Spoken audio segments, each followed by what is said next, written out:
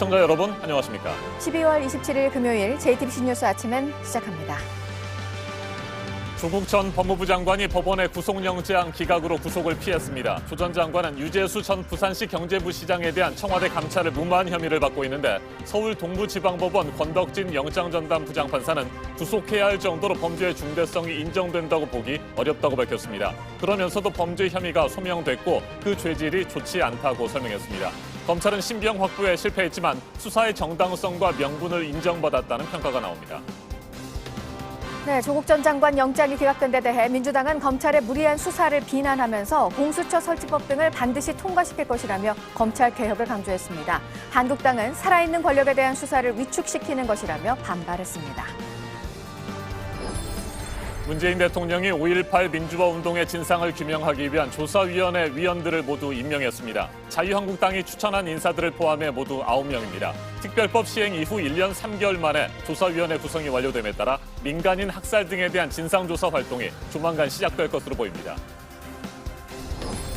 닭강정 30인분을 일부러 다른 사람 집으로 배달시킨 사건에 대해 경찰이 수사에 들어간 가운데 당초 알려진 학교 폭력과는 상관이 없고 불법 대출 사기 일당이 벌인 것으로 드러났습니다. 피해자가 대출을 알아보다 결국 받지 않기로 하자 이를 앙다품하려고 저지른 사건으로 확인됐습니다. 미국 하원을 통과한 탄핵안을 하루속히 상원으로 보내라는 트럼프 대통령과 그렇게 할 수 없다는 펠로시 하원 의장의 대치가 격화되고 있습니다. 연말연시 휴가 중인 트럼프 대통령은 펠로시 의장의 지역구까지 싸잡아 비판했습니다. 이에 맞서 펠로시 의장은 상원의 심판이 공정하게 진행될 수 있는 조건이 먼저 갖춰져야 한다고 주장했습니다. 어제 우리나라 일부 지역에서는 부분 일식이 일어났고 중동 걸프 지역에서는 불의 반지로 불리는 금환식 장관이 펼쳐졌습니다. 걸프 지역에서 1901년 이후 118년 만에 금환식이었습니다. 조국 전 법무부 장관의 구속영장이 오늘 새벽 기각됐습니다. 조 전 장관은 유재수 전 부산시 경제부시장에 대한 청와대 감찰을 무마한 혐의를 받고 있는데 일단 구속을 피한 겁니다. 서울 동부지방법원 권덕진 영장전담 부장판사는 범죄 혐의가 소명됐고 그 죄질이 좋지 않지만 구속해야 할 정도로 범죄의 중대성이 인정된다고 보기 어렵다고 밝혔습니다. 증거를 인멸하거나 도망할 염려도 없다고 설명했습니다. 네, 법원이 이렇게 구속영장은 받아들이지 않으면서 범죄 혐의가 소명됐다는 점은 또 인정을 해서 검찰과 조 전 장관 쪽 모두 명분은 가지게 된 것으로 보입니다. 검찰은 일단 이 감찰 무마 의혹에 대한 수사를 이어가면서 조 전 장관에 대해 영장을 다시 청구하기보다 불구속 상태로 재판에 넘길 가능성이 높고요. 나머지 두 가지, 가족 비리와 선거 개입 의혹 수사에도 속도를 낼 것으로 보입니다. 영장이 기각된 조국 전 장관 소식, 첫 소식으로 박현주 기자가 전해드리겠습니다. 조국 전 법무부 장관이 10시간 만에 서울 동부구치소를 빠져나옵니다. 구치소 관계자들에게 인사를 한 뒤 별다른 입장 표명 없이 승용차를 타고 떠났습니다. 영장 기각 소식이 알려지자 구치소 앞에서 집회를 이어가던 조 전 장관 지지자들은 환호했습니다. 법원은 조 전 장관이 증거를 인멸하거나 도망할 염려가 없다고 밝혔습니다. 또 배우자가 최근 다른 사건으로 구속돼 재판을 받고 있는 점도 기각 이유로 들었습니다. 정경심 동양대 교수가 자녀 입시 비리, 사모펀드 의혹 등으로 지난 10월 구속됐다는 점을 고려했던 겁니다. 다만 법원은 조 전 장관의 범죄 혐의가 소명됐다며 범행의 죄질이 좋지 않다고 밝혔습니다. 법원도 검찰의 수사를 타당하다고 보지만 그렇다고 조 전 장관을 구속할 필요까진 없다고 판단한 거란 해석입니다. 검찰은 조 전 장관의 신병을 확보하진 못했지만 수사의 정당성을 인정받은 만큼 가족 비리와 감찰 무마, 선거 개입 등 세 갈래 수사에도 계속 속도를 낼 계획입니다. 또 법원이 범죄 사실 자체는 인정한 만큼 영장을 다시 청구하기보다는 불구속 기소하는 쪽에 무게를 두고 있습니다. JTBC 박현주입니다. 조국 전 법무부 장관의 구속영장이 기각되자 더불어민주당은 검찰권의 남용과 무리한 수사를 감안하면 국민 눈높이에 맞는 결정이라고 환영했습니다. 반면 자유한국당은 살아있는 권력에 대한 수사를 위축시키는 것이라며 강하게 반발했습니다. 청와대는 특별한 반응을 보이지 않은 채 신중한 태도를 유지하고 있습니다. 이형 기자입니다. 조국 전 장관의 영장 기각 소식이 전해진 뒤에도 청와대는 별다른 입장을 내놓지 않았습니다. 여당은 곧장 검찰이 무리하게 수사한 것이 입증됐다며 역공에 나섰습니다. 이해식 더불어민주당 대변인은 서면 브리핑을 통해 국민 눈높이에 맞는 결정이라고 밝혔습니다. 그러면서 검찰이 먼지털이식 수사와 모욕 주기로 일관해왔다며 공수처 설치법 등을 반드시 통과시킬 거라고 검찰 개혁을 강조했습니다. 야당은 강하게 반발하고 있습니다. 전희경 자유한국당 대변인은 논평에서 살아있는 권력에 대한 수사를 위축시키는 거라며 검찰에 구속영장을 다시 청구하라고 촉구했습니다. 신보라 한국당 최고위원은 페이스북 메시지를 통해 불공정, 불의의 문정권 시대에 법치가 설 곳이 없다고 비판했습니다. 강신업 바른미래당 대변인도 논평을 내고 법원의 판단을 존중하지만 아쉬운 결정이라고 했습니다. JTBC 이현입니다. 조국 전 법무부 장관은 허위 인턴 증명서 작성 등 자녀 입시 비리 혐의와 사모펀드 관련 의혹에도 연루돼 있죠. 가족 비리 혐의를 수사해온 검찰은 다음 주쯤 조 전 장관을 재판에 넘길 것으로 보입니다. 이도성 기자가 보도합니다. 조국 전 장관 일가를 수사 중인 검찰은 조 전 장관을 다음 주 재판에 넘길 예정입니다. 수사가 시작된 지 4개월이 지난 데다 관련자들의 재판이 본격적으로 시작됐기 때문입니다. 검찰은 조 전 장관이 딸 조모 씨에게 서울대 공익인권법센터의 허위 인턴 증명서를 만들어준 것으로 의심하고 있습니다. 앞서 검찰은 부인 정경심 교수가 허위 인턴 증명서를 딸이 사용하도록 했다면서도 누가 작성했는지는 밝히지 않았습니다. 검찰은 공직자윤리법 위반 혐의를 적용할지에 대해서도 고민해왔습니다. 조 전 장관은 민정수석이 되면서 재산 공개 대상이 됐습니다. 검찰은 정 교수가 출자액을 속여 사모펀드에 투자하고 타인 명의로 주식을 사면서 법을 어겼다고 밝혔습니다. 조 전 장관은 또 동생 조모 씨의 웅동학원 허위 소송에 관여했다는 의심을 받아왔습니다. 하지만 조 전 장관은 검찰 조사에서 혐의를 모두 부인하고 진술 거부권을 행사했습니다. JTBC 이도성입니다. 최성해 동양대 총장이 총장직에서 물러나겠다며 어제 사직서를 제출했습니다. 교육부가 허위 학력 기재를 이유로 학교 법인 측에 총장 해임을 요구한 지 일주일 만입니다. 윤두열 기자입니다. 교육부는 지난 19일 동양대 최성해 총장의 학위 5개 가운데 3개가 가짜라고 결론 내렸습니다. 동양대 학교법인에 최 총장을 해임하는 등의 면직을 요구했습니다. 최 총장은 교육부에 이의 신청을 하고 필요하면 소송도 하겠다고 했습니다. 하지만 어제 오전 총장직에서 물러나겠다며 사직서를 냈습니다. 사직서엔 일신상의 이유로 사직한다고 적었습니다. 하지만 JTBC와의 통화에선 교육부가 나가라고 해 나가는 거라고 말했습니다. 나를 미워하는데 끝까지 내 하겠다는 거 하면은 학교 전체가 불이익을 당할 것 같아서 자기들한테 좀 불편한 거 있으면은 그냥 다 나쁜 사람으로 만들어버리고. 최 총장은 지난 9월 조국 전 법무부 장관 부인인 정경심 동양대 교수가 총장 표창장을 위조해 딸에게 주었다는 의혹을 제기했습니다. 이 발언으로 검찰이 표창장 위조 의혹에 대한 수사를 시작해 정경심 교수를 기소했습니다. 최 총장은 표창장은 위조된 거라고 말했습니다. 이임 절차를 밟아갖고 만들었으면 아무 하자가 없을 텐데 왜 그걸 갖다가 위조를 했잖아, 위조를.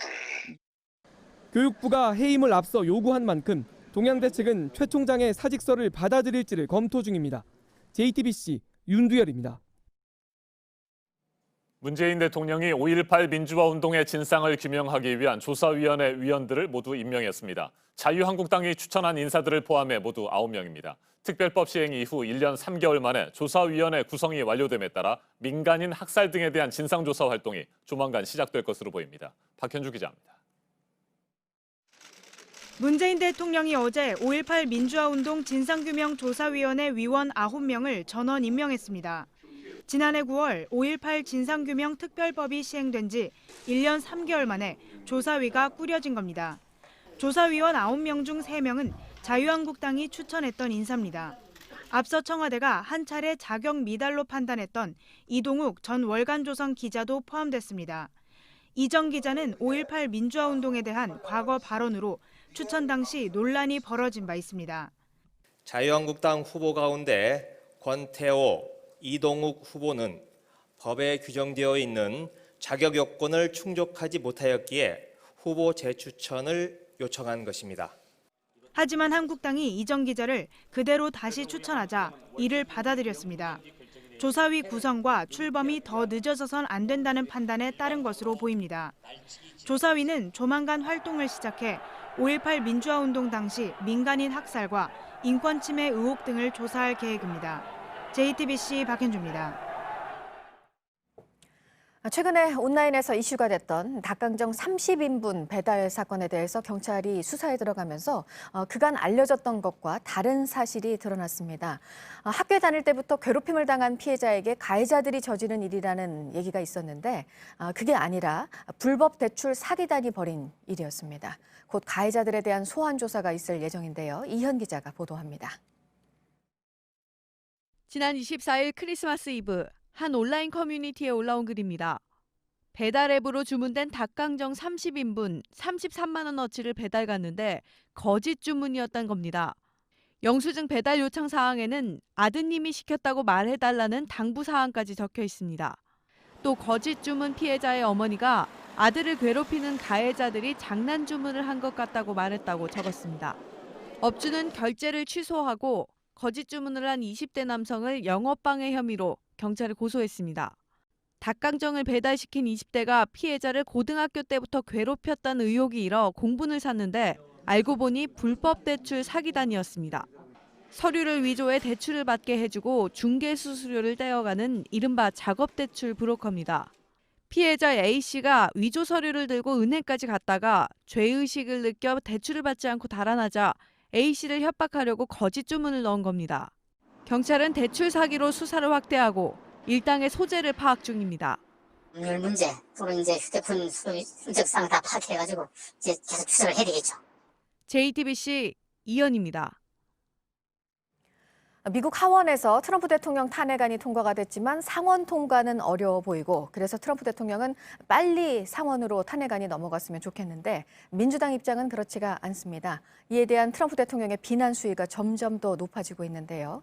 공화당에서도 도움이 되지 않을 거라면서 트윗 경계령을 내린 바 있습니다. 워싱턴 임종주 특파원입니다. 성탄절 다음 날 아침 트럼프 대통령은 탄핵 비판으로 트윗을 시작했습니다. 캘리포니아를 지목해 노숙자와 범죄로 최악의 장소가 돼가고 있다고 주장했습니다. 펠로시 하원 의장의 지역구가 있는 곳입니다. 통제조차 할 수 없는 지경이라며 매우 슬픈 광경이라고 비꼬았습니다. 그러면서 추잡하고 더러운 지역구나 청소하라고 했습니다. 지역구까지 싸잡아 펠로시 의장을 공격한 것입니다. 트럼프 대통령은 탄핵안 하원 통과 이후 미친 정신없는이라는 격한 표현까지 동원해 펠로시 의장을 비난해왔습니다. She hates all of the people that voted for me and the Republican Party. She's doing a tremendous disservice to the country. 권력 서열 3위인 펠로시 의장은 공개적인 대응은 삼갔습니다. 그러나 상원 심판 무대를 면죄부를 주는 자리로 만들지는 않겠다는 기존 입장엔 변화가 없습니다. We would hope there would be a fair process, just as we hope that they would honor the Constitution. 추가 증인도 불러 탄핵 정국을 최대한 유리하게 끌고 가겠다는 계산도 깔려 있습니다. 트럼프 대통령과 공화당은 당초 새해 1월 탄핵안 부결을 추진해왔습니다. 그렇게 탄핵 정국에 마침표를 찍고 바로 재선 행보에 들어가겠다는 심산이었습니다. 당장 2월 3일부터 아이오와를 시작으로 주별 대선 경선이 시작됩니다. 그러나 이대로라면 탄핵 정국이 언제 어떻게 종결될지 기약할 수 없는 상황입니다. 워싱턴에서 JTBC 임종주입니다. 네, 어제 미세먼지 때문에 날씨가 좋지 않아서 우리나라에서는 일부 지역에서만 부분 일식이 일어났죠. 중동 걸프 지역에서는 장관을 볼 수가 있었습니다. 달이 태양을 모두 가리지 못해서 태양의 가장자리가 남으면서 반지 모양이 되는 금환식이 118년 만에 나타났습니다. 안태훈 기자입니다. 아랍에미리트 두바이에서 바라본 태양입니다. 완전한 반지 모양, 이른바 금환식입니다. 영어로 링 오브 파이어, 불의 반지라고 부르는 금환식은 2분 55초가량 이어졌습니다. 걸프 지역에서 금환식이 관측된 건 118년 만입니다. 모양은 조금 다르지만 싱가포르에서도 불의 반지가 만들어졌습니다. When you actually see it in action, it's a lot more interesting. It helps you understand how the world works a lot better. 불의 반지는 지구에서 달의 거리가 멀어지거나 태양이 가까워지면 나타나는 천문 현상입니다. 일식 가운데 모양이 특이해 장관으로 꼽힙니다. 우리나라에서도 올해 마지막 천문 현상인 부분 일식이 나타났습니다. 어제 오후 2시 12분에 시작돼 1시간 뒤쯤 달이 태양의 최대 면적을 삼켰습니다. 태양 면적의 13.8%를 가렸습니다. 다만 날씨가 흐려 수도권 일부에서만 관측됐습니다. JTBC 안토니입니다. 북한의 크리스마스 선물 없이 성탄절이 잘 지나갔다 하면서도 안심은 못하고 있는 상황이었는데 일본에서 해프닝이 하나 있었습니다. 북한의 미사일 발사 소식이 속보로 전해졌다가 취소가 된 건데요. 보도국 연결해서 알아보도록 하겠습니다. 이재승 기자, 북한이 미사일을 쏘면 바로 내보내려고 준비를 미리 했던 멘트가 방송으로 나갔다는 거죠? 네, 일본 NHK가 오늘 새벽에 북한 미사일이 홋카이도 동쪽 해상에 낙하했다고 이렇게 전했다가 이를 정정하는 사태가 벌어졌습니다. NHK는 곧바로 오보 사실을 확인한 뒤 연습용 문장이 실수로 보도됐다며 사과했습니다. NHK가 홈페이지에서 공개한 이 사과문 전문을 보면 오늘 오전 0시 22분쯤 인터넷으로 북한의 미사일이 홋카이도 동쪽 2,000km 해상에 낙하한 것으로 추정된다는 속보를 잘못 전달했다며 이것은 연습용 문장으로 사실이 아니다라고 밝혔습니다. 그러면서 시청자 여러분께 사과드립니다라고 이렇게 전문에 쓰여 있었습니다. 앞서 북한이 크리스마스를 전후해 선물을 보낼 것이다라고 발언한 것을 두고 추가 도발 우려가 제기되고 있는 가운데 현재까지 구체적인 행동으로 나타나지는 않고 있습니다. 미국 대선에서 백만장자 트럼프를 잡겠다는 억만장자 블룸버그 전 뉴욕시장이 계속 관심을 받고 있습니다. 엄청난 광고비를 쓰고 있다고요? 네, 그렇습니다. 마이클 블룸버그 전 뉴욕시장이 최근 3주간의 TV와 디지털 광고에만 1억 2천만 달러, 약 1,400억 원을 쏟아부은 것으로 집계됐습니다. 미 정치 전문원 매체 폴리티코에서 전한 내용인데요. 문제는 이런 거액의 광고비 지출이 지지율 상승에 직결되느냐인데요. 블룸버그 전 시장의 경우 최근 전국 여론조사에서 7%의 지지율로 5위를 차지하며 서서히 그 상승 기류를 보이고는 있습니다. 하지만 아직은 한 자릿수 지지율을 면치 못하고 있는 그런 상황인데요. 현재 민주당 경선 선두권으로는 조 바이든 전 부통령과 엘리자베스 워런 상원의원 그리고 버니 샌더스 상원의원 등이 있습니다.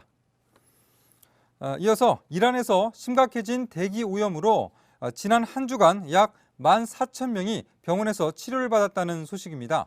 이들은 심장과 호흡기 질환으로 응급실을 찾았는데요. 환자 가운데 테헤란 거주자가 절반을 차지했는데 테헤란 인구가 이란 전체 15% 정도인 점을 고려하면 테헤란의 대기 오염이 정말 심각하다는 것을 보여주고 있습니다. 테헤란은 대기 오염이 너무나 심각해서 지난 15일부터 열흘 넘게 모든 학교에 휴교령이 내려졌습니다. 이 밖에 새로운 소식은 정리해서 잠시 8시쯤에 다시 뵙겠습니다. 지금까지 아침엔 지금 JTBC 이재승입니다. 이번에는 오늘 아침 체크해봐야 할 뉴스들을 분야별로 살펴보겠습니다. 먼저 정치 분야입니다.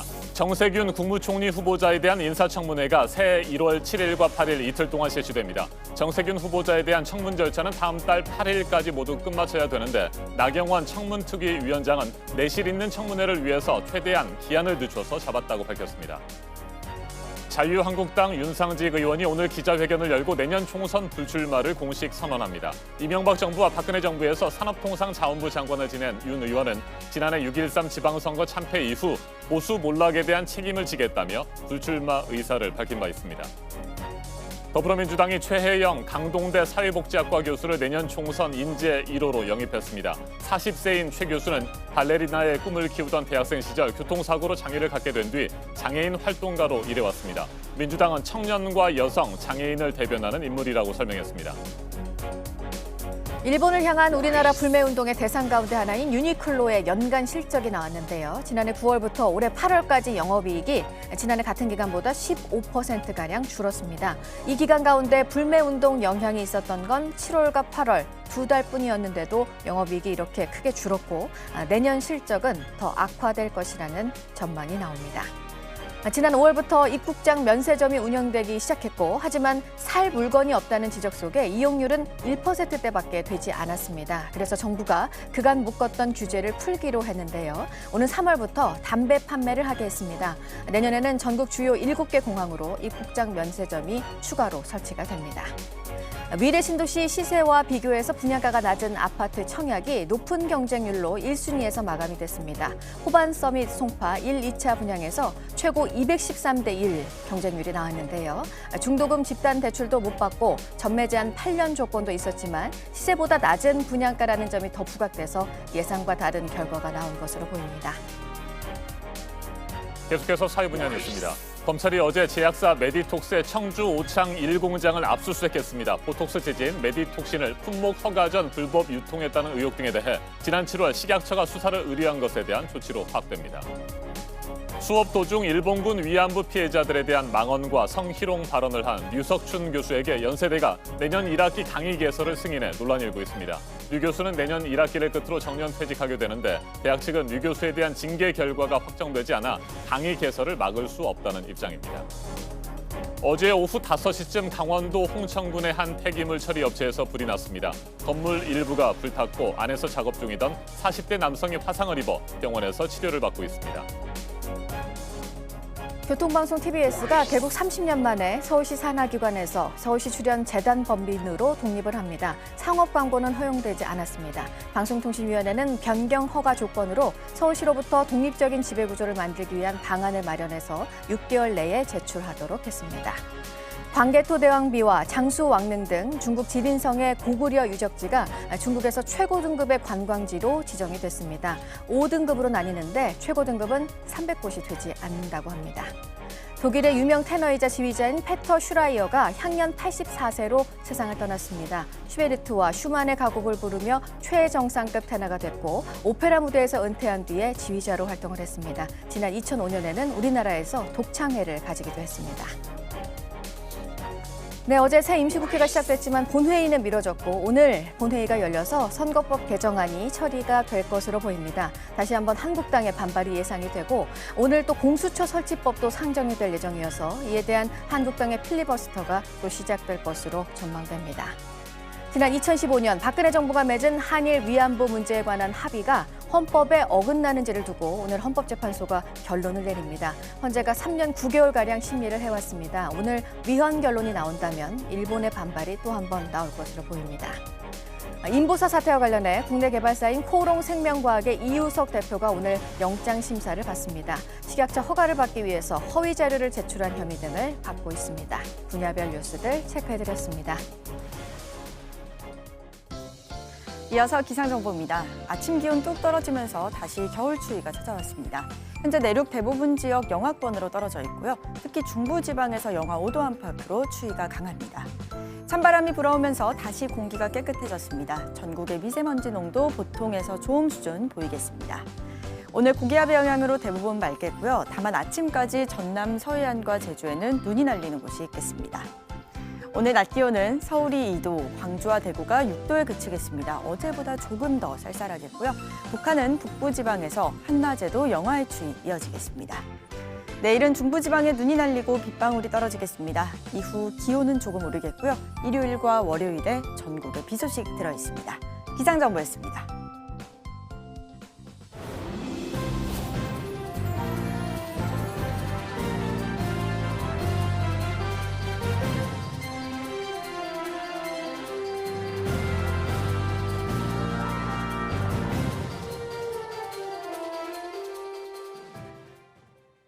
인구 절벽이 현실로 다가오고 있습니다.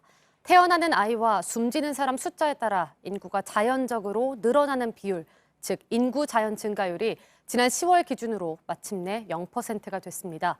이 추세대로라면 이제 우리나라는 인구 감소에 들어갑니다. 생산과 소비도 쪼그라들고 우리 경제와 사회도 흔들리게 됩니다. 송지혜 기자입니다. 서울 창천초등학교는 내년 9월 창천중학교와 통합됩니다. 1학년이 불과 10년 만에 45명에서 14명으로 줄었습니다.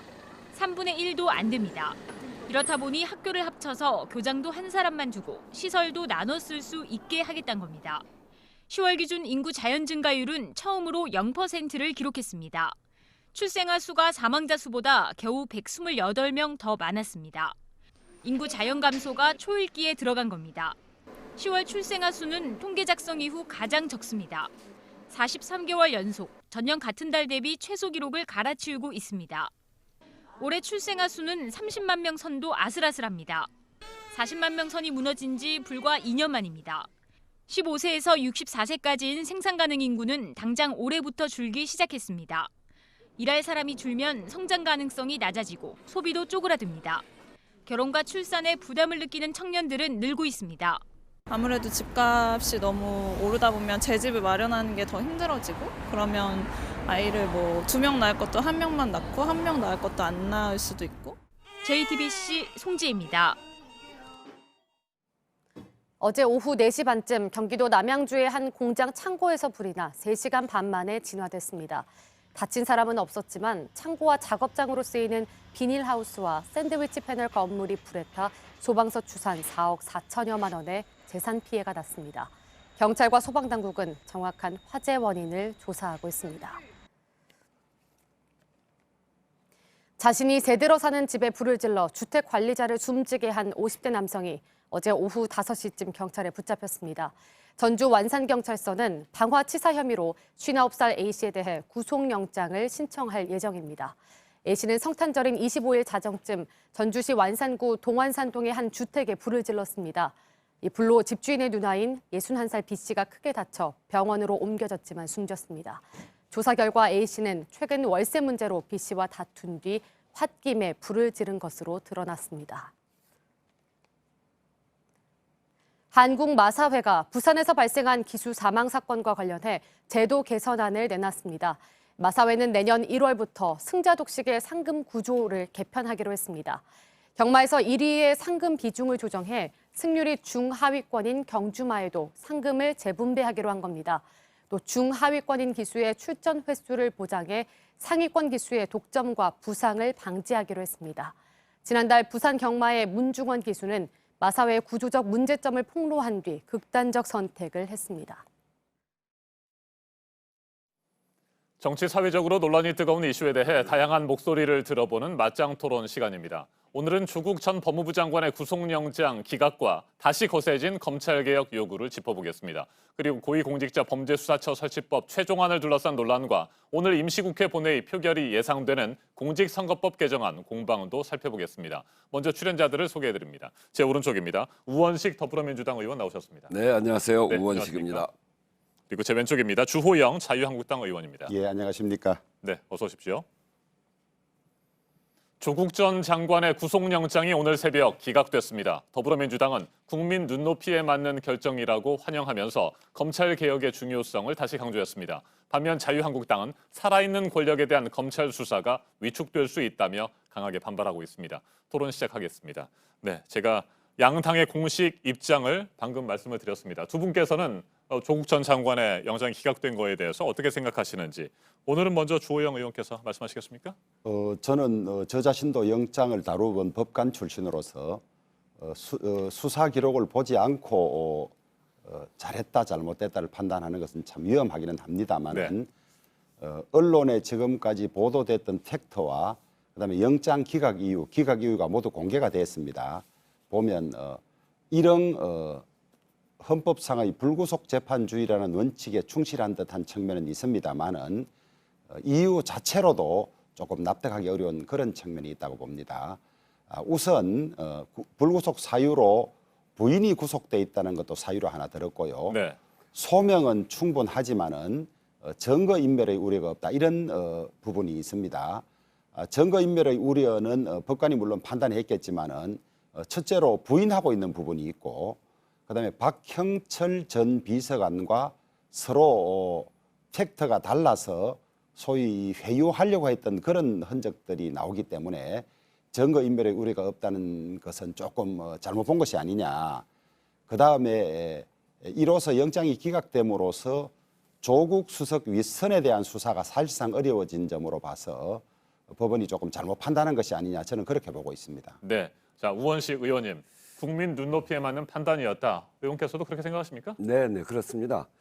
조국 전 장관에 대한 수사가 강제 수사로 들어간 지 122일, 오늘까지는 123일입니다. 그렇죠. 이렇게 한 사람에 대한 수사를 장기간으로 하고 그리고 정경심 교수가 구속돼 있습니다만 정경심 교수 구속될 때 여러 가지 사유들을 이것이 조국 장관이 낙마했던 이유하고 연결돼 있지 않습니까? 네. 그런데 정작 기소될 때는 그것과는 전혀 관계없이 유죄수와 관련돼 있어 직권남용 혐의로 그 구속영장이 청구가 됐죠. 그것은 정말 먼지털이식 수사, 모욕주기 수사. 그래서 122일 동안 이렇게 나올 때까지 수사하는 그 검찰의 태도에 대한 국민들의 의혹 또 국민들의 분노 이런 것들이 굉장히 높았거든요. 그런 점에서 이번 일도 이 민정수석의 권한 범위 안에서 이루어진 일이라는 것이 조국 전 장관의 해명이기도 하고 또 그런 규정도 있는 것이고요. 필요하면 검찰 수사를 의뢰하는 것인데 그런 정상적인 업무 행위에 대해서 이렇게 먼지털이식 수사를 해서 구속영장 청구까지 한 것에 대해서 지나치게 과도하다. 네. 그게 국민의 눈높이라고 생각합니다.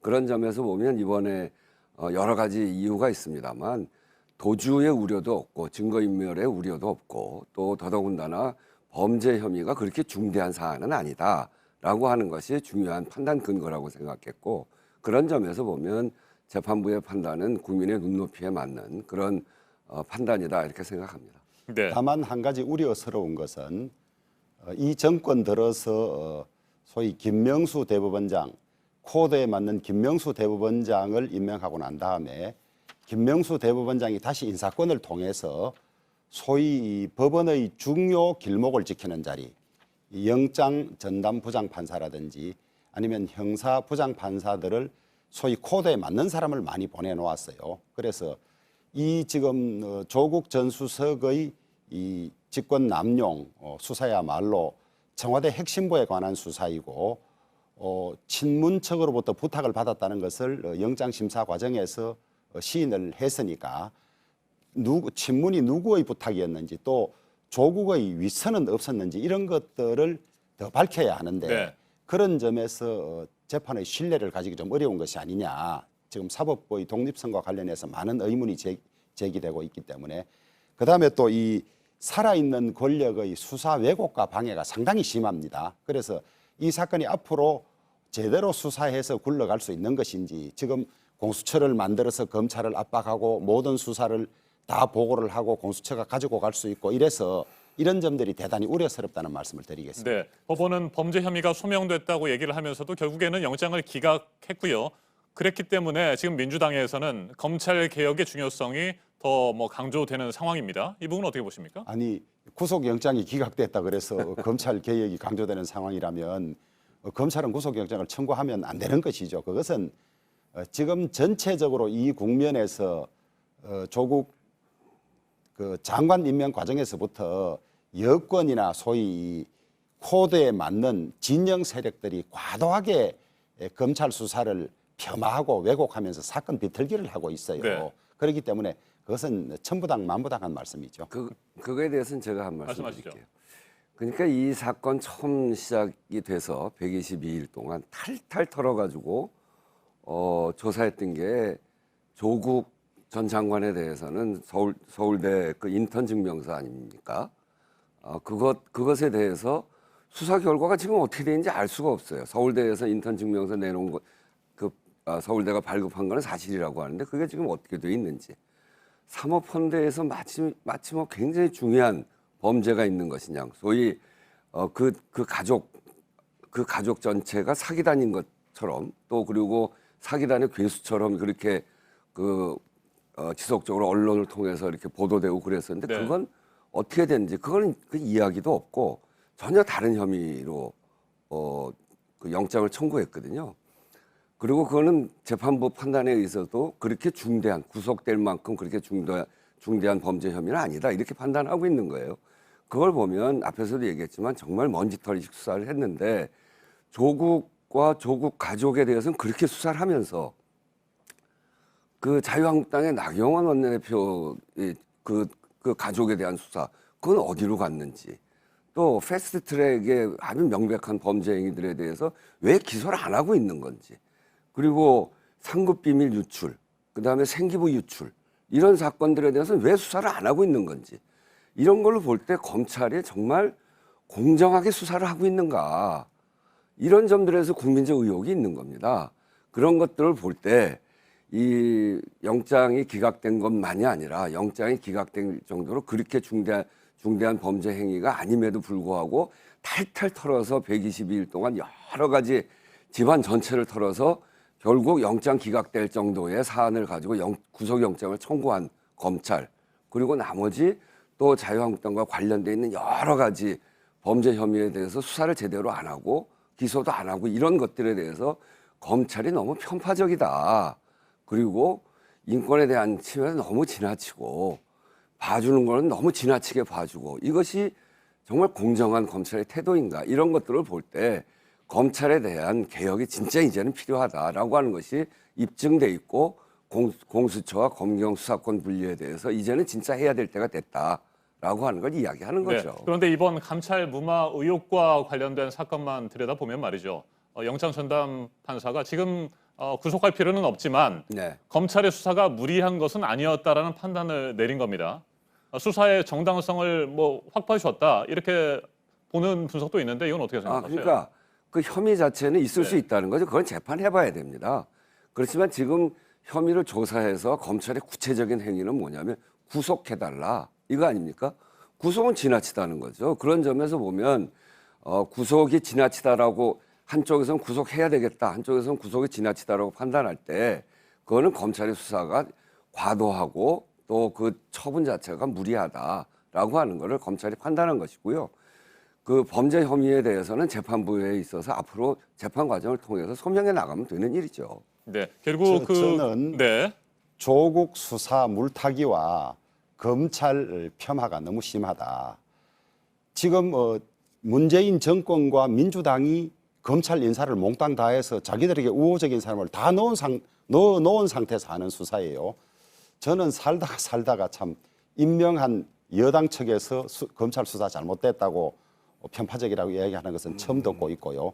그다음에 122일을 수사했는데 나온 것이 없다고 하는데 왜 나온 것이 없습니까? 나온 것이 엄청 많지요. 그러나 정경심 교수가 구속돼 있는 마당에 같은 사건으로 같은 가족을 구속하는 것은 보통 잘 하지 않습니다. 그래서 소위 자녀의 부정 입학이라든지 사모펀드 관련해서는 구속영장을 청구 안 했을 가능성이 높은 것이고요.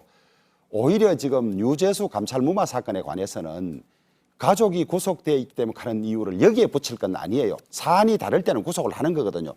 보통 가족이 같은 일에 관여됐을 때 제일 큰 책임 있는 사람 한 사람을 구속하면 동시에 구속하지 않은 건데 여기는 엉뚱한데 이렇게 쓰는 것이고요.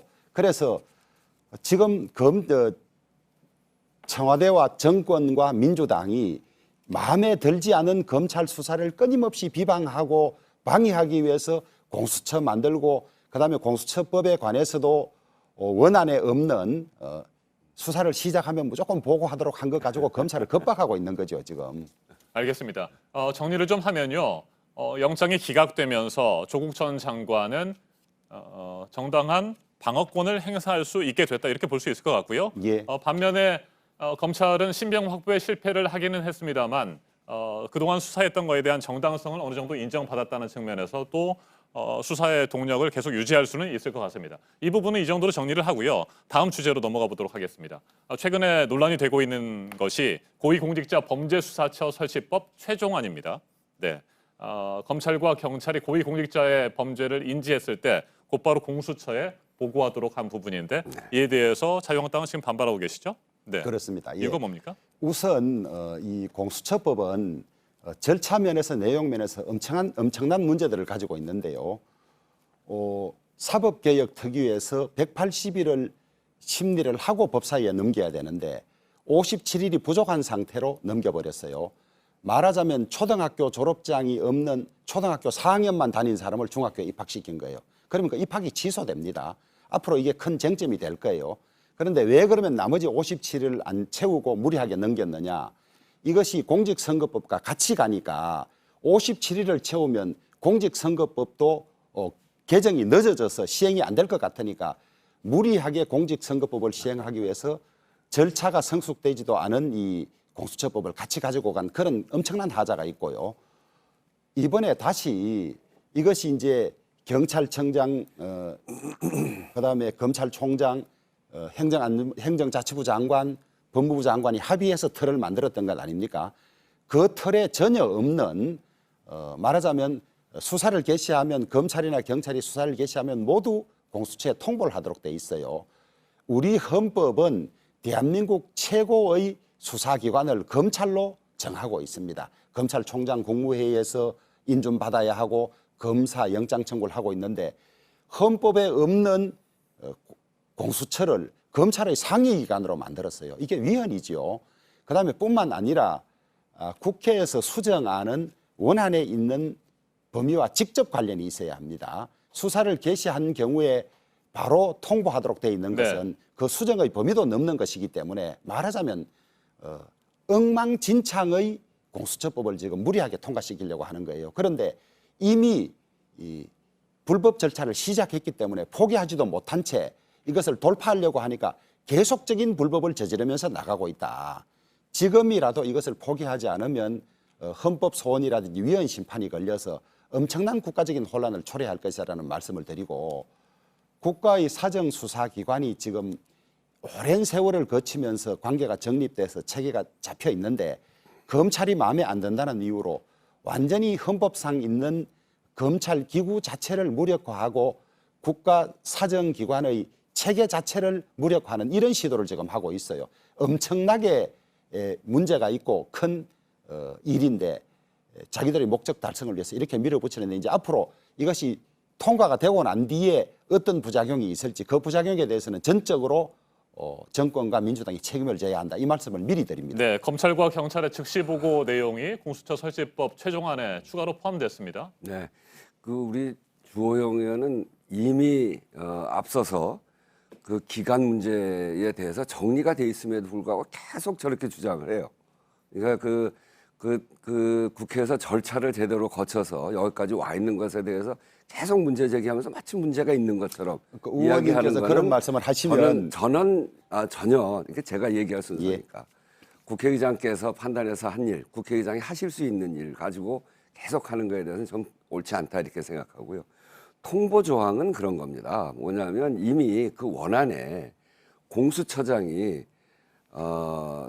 수사기관에 수사하는 것을 공수처장이 고위공직자의 경우에는 이첩을 요구하면 필요하다고 생각해서 이첩을 요구하면 이첩하게 돼 있습니다. 네.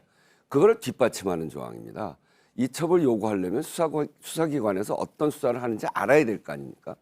이를테면 검찰은 전국에 2,397명이 있습니다. 공수처는 고위공직자들만 하기 때문에 25명의 검사를 두거든요. 그러니까 25명 가지고는 전국에 있는 고위공직자들이 어떤 수사를 받고 있는지 어떤 범죄를 저질렀는지 다 알 수가 없습니다. 그렇기 때문에 이 공수처가 필요하면 이첩해라 하면 이첩해야 되기 때문에 그 이첩을 시키려면 무슨 사건이 벌어지는지 알아야 될 거 아니에요.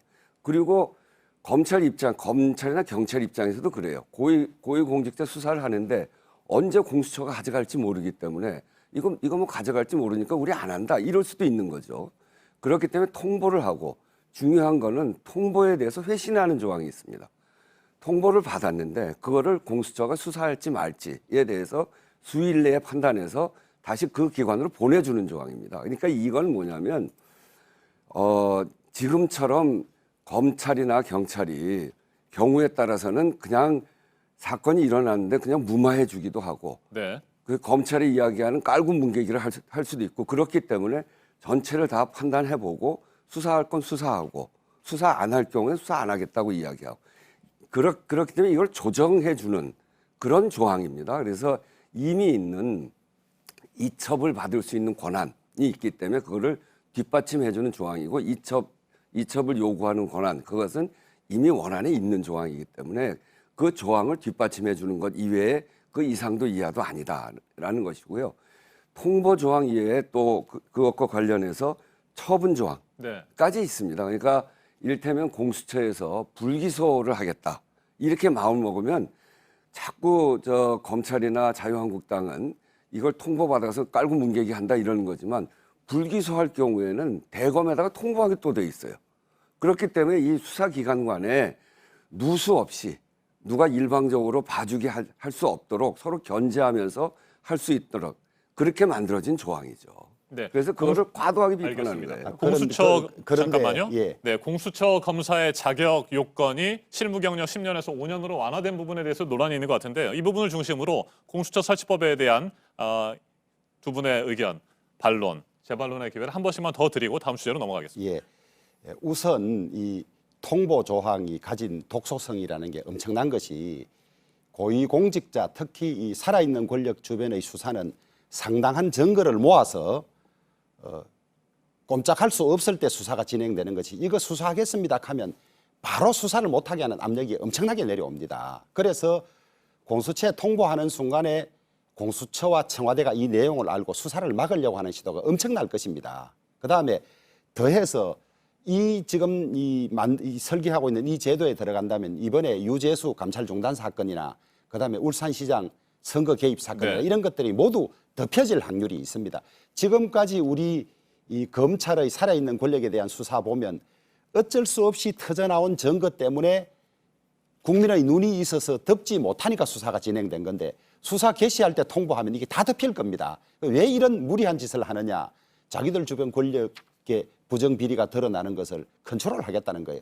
검찰이 자기들이 임명해놓고도 컨트롤이 안 되고 마음에 안 드니까 이제는 공수처장부터 공수처 검사까지 모두 자기 편을 아예 코드가 맞는 자기 편을 넣어서 검찰을 목조오겠다는 이런 이야기고 그다음에 공수처 검사 자격을 10년에서 5년 한 것도 자기들 편을 넣기 위한 것이라고 보고 있습니다. 왜냐하면 주로 민변 출신 이 사람들을 넣으면 그런 사람들을 넣는 것이거든요. 그런데 검찰청 소속의 검사와는 달리 검찰청 소속 검사는 승진도 있고 보직 이동도 있고 하기 때문에 자기 관리를 철저히 하는데 이 공수처 검사는 한번 임명되면 3년이든 4년이든 임기 동안에 승진도 없고 보직 이동도 없어요. 컨트롤이 안 되는 사람들입니다. 이 사람들은. 그러니까 여기에 뭐 처장이 마음에 안 들면 검사를 통해서라도 내가 원하고자 하는 말을 하겠다는 말하자면 철저히 문재인 개인의 공수처를 만들겠다는 것이고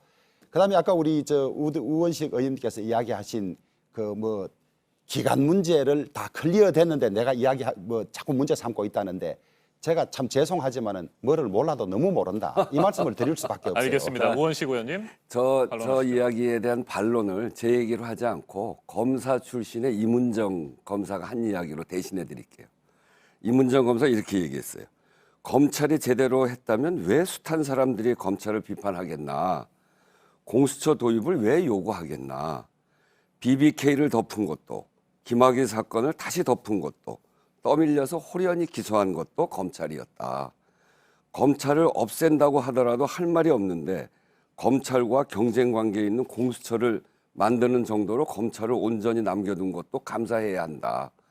우리 검찰이 검찰권을 바로 행사하여 국민의 신뢰를 되찾는 날 공수처는 폐지될 것이다. 검찰이 독점하던 기소권, 영장 청구권을 조금 나눠 갖는 공수처를 만들며 김학의 사건처럼 당초 무혐의 처분했던 BBK 수사처럼 검찰이 봐주기 수사 후 종결할까 봐 공수처가 본연의 고위공직자 관련 수사를 할 수 있게 하기 위해서 당연히 만들어야 될 조항이다. 네. 이렇게 이야기하고 있어요. 검사는 오히려 그 인사권을 보면 검사는 오히려 대통령이 임명하는 것이기 때문에 훨씬 그 대통령하고 가까운 사람들이 되죠. 그건 구조적인 문제입니다. 지금은 검찰개혁 때문에 검찰이 정부 여당에 대해서 전면적으로 공격을 하고 있습니다만 구조적으로 보면 그래요. 과거에 다 그랬잖아요. 그런데 공수처는 인사권이 독립돼 있어요. 그러니까 그 정부와 여당이 통제한다. 그건 말도 안 되는 소리고요. 그리고 공수처에다가 통보를 하면 여당한테 다 알려질 거다. 수사 기록이 유출될 거다. 이렇게 얘기하는데 지금까지 검경이 수사 기록을 서로 공유했습니다. 그게 알려집니까? 정말 검찰을 제외한 나머지 수사기관들을 정말 모욕하는 발언이에요. 그래서 그렇게 얘기하면 안 되고 잠깐만요. 사실을 너무 왜곡하고 있어요. 아니 너무 우리 주호영 의원이 너무 왜곡하고 그렇기 때문에 의원님은 제가 검찰을 잘 모르지 않습니까? 아니 저는 구속될 때 20년간 경험했어요. 아니 저는 구속될 때 검찰을 너무나 겪어서 아주 구속돼도 진하게 일면만 알아요. 보는 거죠. 아니 그렇지 않고 네, 우원식 의원님 발언 정리하시고요. 그다음에 우리가 답변하십시오. 이 정말 과거 군사정권 시절에서부터 지금까지 검찰의 모습을 다 봐왔죠. 그래서 검찰 개혁을 해야 될 이유에 대해서 너무나 절실하게 느끼고 있습니다. 그것을 이문정 검사가 이렇게 표현하고 있는 것이고 그런 점에서 보면 이제는 검찰 개혁을 검찰만이 모든 수사를 잘할 수 있다. 이거 오만 아닙니까? 이문정 검사가 이야기했던 이런 문제들이 있기 때문에 공수처 오히려 인사권이 독립되어 있는 공수처를 만들어서 서로 견제하게 만들자고 하는 거죠. 어떤 권력이든지 혼자 독점하면 부패하게 돼 있습니다. 이것을 견제할 수 있는 기능을 갖도록 해야 되는데 지금 검찰은 완전히 무소불위의 권력을 갖고 있는 선출된 권력보다 훨씬 우위에 있는 권력이기 때문에 견제할 수 있는 기관으로 만들어야 된다. 그게 공수처와 검경 수사권 분리입니다. 네, 우원식 의원님, 제가 앞서 질문을 드렸던 부분에 대해서 짧게 답변을 좀 듣도록 하겠습니다. 공수처 검사의 자격 조건을 완화한 부분도 문제 없다 이렇게 보시는 겁니까? 저는 문제 없다고 봅니다. 그러니까 공수처 검사를 아주 높은 기준으로 둬서 인력을 제한할 필요가 없습니다. 좋은 사람들이 들어가서 일할 수 있도록. 그러니까 지금은 검사 자격 10년, 그러니까 검사 자격 10년에 실무 10년이거든요. 검사 자격 10년에 실무, 수사, 조사 이런 실무 경력을 5년 가진 사람. 그렇게 하면 충분한 자격이 생깁니다. 알겠습니다. 자, 이제 저희가 토론을 서서히 마무리할 시간이에요. 시간이 얼마 남지 않아서 사실 오늘 임시국회 본회의에서 공직선거법에 대한 표결이 진행될 예정 아닙니까? 네. 이 부분 굉장히 중요한 부분인데 시간이 많지 않아서 제가 자세한 얘기를 두 분으로부터 들을 수는 없을 것 같고요. 짤막짤막하게 제가 질문 드리고 오늘 답변을 공수처 좀 이야기를 너무 많이 하셔서 해주시면 제가 반박을 좀 해야 되는데. 반박하실 내용이 있으면 제가 예. 질문 드리면 그 내용에 뭐 담아서 살짝 해주셔도 될 것 같고요. 오늘 임시국회 본회의 예정대로 열리고 그다음에 공직선거법 표결을 진행하실 겁니까? 네, 그렇습니다. 네. 그러니까 공직선거법 표결은 오늘 하고요. 그리고 그러고 나면 이제 공수처의 안건이 올라올 텐데 그럼 필리버스터 들어갈 거거든요. 그럼 뭐 그 절차대로 진행해야 됩니다. 왜 그러냐면 굉장히 많은 부분에 필리버스터를 걸어놨어요. 네. 민생 법안 199개 걸은 것 중에 지난번 몇 개 하고 어제 5개인가 풀어주고 그렇게 아니, 시간이 없는데 좀 짧게 180 몇 하세요. 개가 있는 거예요. 그리고 거기에다가 유치원 3법, 검경 수사권, 네. 공수처가 있기 때문에 이걸 처리하려면 하나하나 이렇게 처리하려면 임시국회를 한 200번쯤 해야 됩니다. 알겠습니다. 예정대로 선거법에 대한 표결을 진행하실 거라는 말씀을 해주셨고요. 우현식 의원님, 그래서 선거법이 통과가 된다고 한다면 자유한국당이 반발하고 있습니다만 비례정당 뭐 예고했던 대로 창당을 위해서 준비 작업을 시작하시는 겁니까?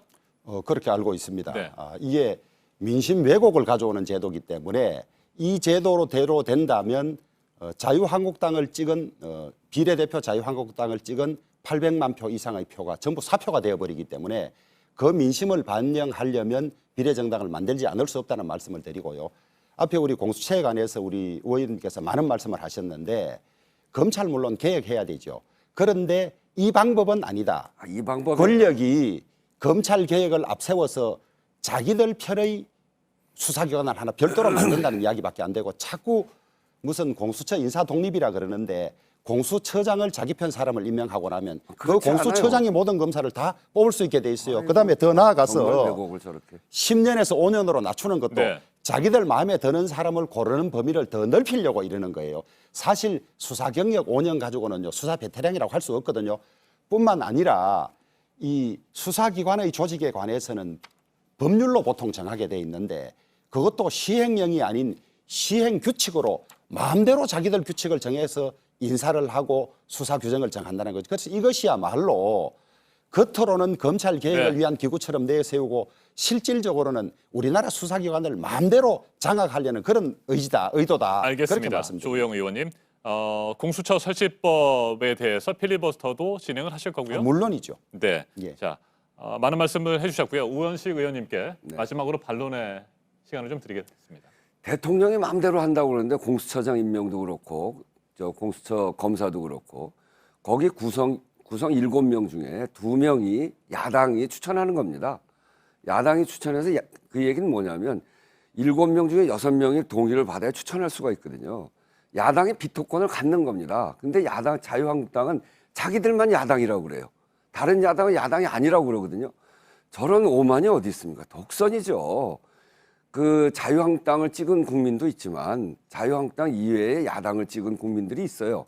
더불어민주당 안 찍고 그런 사람들이 있거든요. 그런 사람 의견도 들어가야죠. 그리고 그런 사람들은 여당에 대해서 견제를 상당히 합니다. 그러니까 야당한테 비토권을 확실하게 주는 그런 사람을 추천할 수 있게 만드는 제도고, 검사 임명권도 오히려 요번에 하면서 네. 야당 추천, 그러니까 여야 국회의장에서 국회 추천 3명으로 돼 있던 거를 여야 2명씩 해서 4명으로 늘렸어요. 거기도 야당 2명을 넣었습니다. 야당 추천하는 사람. 야당이 확실한 비토권을 갖고 있기 때문에 인사에 있어서 이 소위 정치 권력으로부터 독립돼 있는 사람들이 비토권을 확실하게 갖는 것인데, 그것을 자꾸 대통령이 마음대로 임명한다고 저건 어거지죠. 의원님, 그거는 눈 가리고 아웅 하는 이야기예요. 제가 국회 아니에요. 추천에 얼마나 많이 관여해봤어요. 싸우다가 안 되면 너가 하나 추천해라, 우리 하나 추천해라 해서 올리면 대통령이 민주당 추천 몫을 임명하는 그런 패턴 있는 걸 왜 국민들에게 말씀하시지 않나요? 아니 야당이 그다음에 둘이기 때문에 내년에 민주당이 1당이 못 되더라도 왜 추천권을 2개 가지겠다는 거예요? 네. 말이 안 되잖아요. 거기까지 듣겠습니다. 네. 그러면 지금까지 여야를 그렇게 구분해서 했죠. 어떻게 여야를 그렇게 그러고 구분해서 야당이 둘이면 그 중에 6명의 동의를 받아야 지금까지는 교섭단체가 여야 각각 둘이어서 2명씩 추천하면 맞았는데, 이제는 네, 야당이 잠깐만요. 갈라져 있는데다가 네, 주 의원님. 여당이 2당이 돼도 야당의 가지고 가겠다 비토권을 말이 안 되죠. 확실하게 보장했는데도 저렇게 네, 얘기하면 안 정리하겠습니다. 되는 거죠.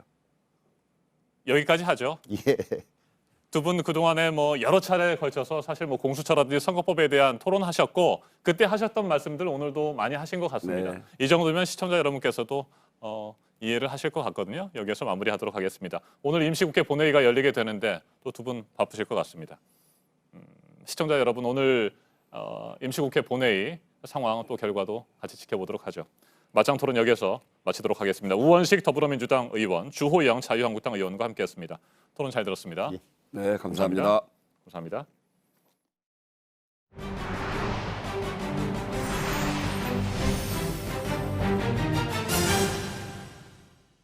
성탄절, 북한의 도발 가능성에 대해 트럼프 미국 대통령은 농담 섞인 말을 하면서 괜찮을 거라고 했지만, 미군은 이 감시 태세를 더 강화하고 있는 상황입니다. 당분간 한반도 특별 정찰을 이어갈 것으로 보이는데, 북한 선전 매체의 비난이 나왔습니다. 먼저 황혜린 기자입니다. 미국 워싱턴 DC 기준으로 크리스마스가 끝나가던 한국 시간 어제 오후 2시쯤 항공기를 추적하는 민간 사이트에 미 정찰기 코브라볼이 동해 상공에 떴다는 소식이 올라왔습니다. 어제는 그제 출동했던 한 대와 교대하면서 연달아 2대를 띄운 겁니다. 코브라볼은 최첨단 정찰기로 특히 원거리에서도 탄도미사일의 궤적을 쫓을 수 있는 걸로 알려져 있습니다. 미군은 코브라볼 외에도 지상 병력 파악에 특화되어 있는 정찰기 조인트 스타스도 함께 투입했습니다. 그제 5대의 주력 정찰기를 띄웠던 미군이 크리스마스 이후에도 한반도 공개 특별 정찰의 고삐를 늦추지 않고 있는 겁니다. 이러자 북한은 어제 미군의 정찰에 대해 불편한 심기를 드러냈습니다. 대외 선전 매체 메아리를 통해 한미가 감시 노름을 벌이고 있다면서 적대 세력들의 반공화국 도발 책동을 예리하게 지켜보고 있다고 주장한 겁니다. 북한이 크리스마스 전부터 시작된 미국의 특별 정찰을 직접 비난하고 나선 건 이번이 처음입니다. JTBC 황예린입니다. 네, 우리 정부의 북한 움직임에 대한 관측은 이렇습니다. 다음 주 노동당 전원위원회에서 새 정책 기조를 밝힌 뒤에 김정은 위원장 신년사에서 북미 협상 중단을 포함한 초강수를 둘 수 있다는 것, 그리고 이런 자신들의 의지를 강조하기 위해서 이런 말폭탄 뒤에 군사 도발을 할 수 있다는 겁니다. 김소현 기자입니다. 북한의 군사적 도발 가능성은 크리스마스 전후로 계속 갔다. 정부 당국자는 이렇게 말했습니다.